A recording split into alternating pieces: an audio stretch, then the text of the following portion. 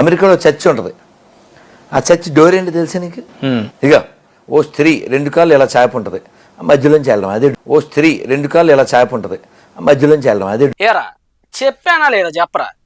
ఈడో పెద్ద అబద్ధాల అప్పాజిగాడని, ఈడు సన్యాసి కాదురా సన్నాసి, ఈడు నోట్లో అన్లిమిటెడ్ అబద్ధాలు ఉంటాయని ముందే చెప్పానా లేదా రెడ్డిగా? నిజం చెప్పరా నువ్వు?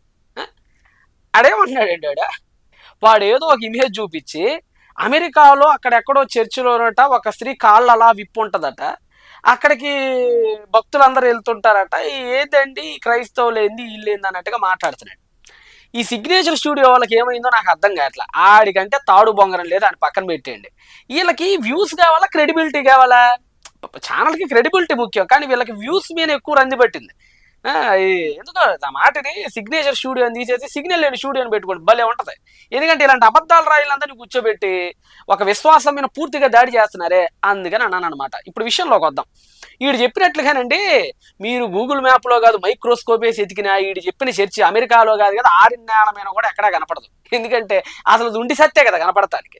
అసలు వీడు చూపించిన చర్చి, ఒక అమ్మాయి అలా కాలు దాపి తన సర్వీస్లో నుంచి లోపలికి వెల్కమ్ చేసే చర్చి ఈ ప్రపంచంలో ఎక్కడా కనపడదు. ఒకవేళ అది కనపడాలంటే 2 కళ్ళు మూసుకొని గాఢ నిద్రలోకి వెళ్తే కలంటి ఏదో ఒకటి వస్తుంది, ఆ కళ్ళలో మాత్రమే దానికి మార్గం ఉంటుంది, విడిగా ఎక్కడ కూడా దానికి దారి ఉండదు అనమాట.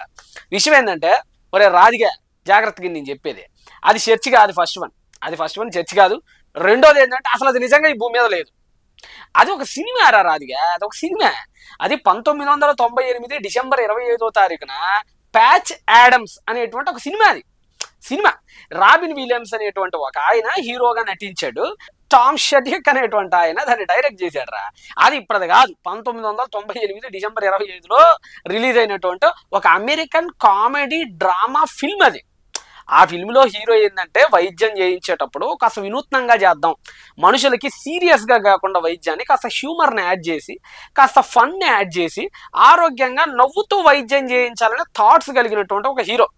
దానిలో భాగంగా గైనకాలజిస్టులందరికీ ఒక కన్వెన్షన్ అనేది ఏర్పాటైంది అక్కడ.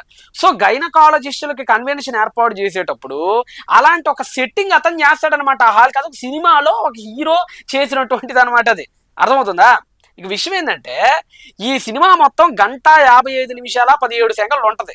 దానిలో సరిగ్గా ఒకసారి 54వ నిమిషం 30 సెకండ్ల తర్వాత నుంచి ఈ సీన్ ప్లే అయింది.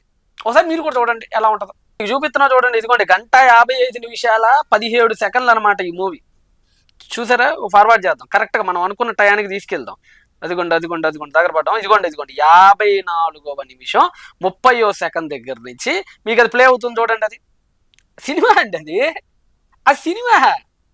రాదిగా నీకు మొబైల్లో డేటా ఉంది కానీ బుర్రలో గుజ్జు లేదురా నీకు.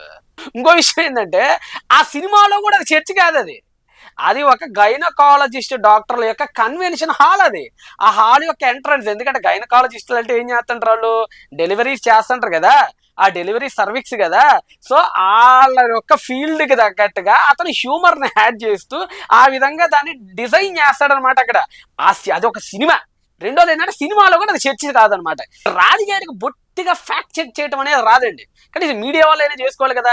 అసలు ఈ రాజకీయాన్ని కొంతమంది యాంకర్లు ఇంటర్వ్యూలు చేస్తారండి, నాకు అర్థం కాదు. అసలు వీళ్ళకి బుర్ర ఉందో లేదంటే ఆ కరోనా టైంలోనూ బుర్ర అంతా కరిగిపోయిందో నాకు అర్థం కాదు ఇప్పటికీ కూడా.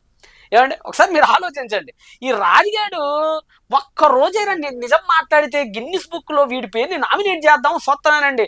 ఒక్క రోజు కాదు కదా, వీడు 1 గంట కూడా నిజం మాట్లాడటం రాదండి వీడికి. ఎప్పుడు చూసినా అన్లిమిటెడ్ అబద్ధాలతో 4 మొత్తం నిండుకుపోయి ఉంటుంది అనమాట వీడికి. వీడికి ఏంటంటే డోర్ ఉంటే చర్చి, విండో ఉంటే మసీది, కిటికీ ఉంటే టెంపుల్ అనుకునేంత ఎర్రిబాబులోడు అనమాట వీడు.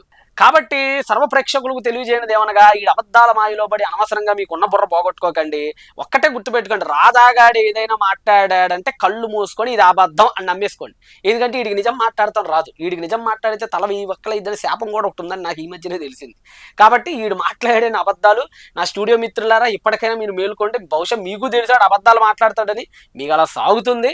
కానీ ఏదైనా నిజం అనేది ప్రేక్షకులకు అర్థం కావాలి కాబట్టి చెప్తున్నా.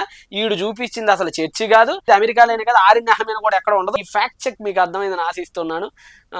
ఇంకొక వీడియోతో మళ్ళా మనం కలిసేటువంటి ప్రయత్నం చేద్దాం. అందరికీ బాయ్.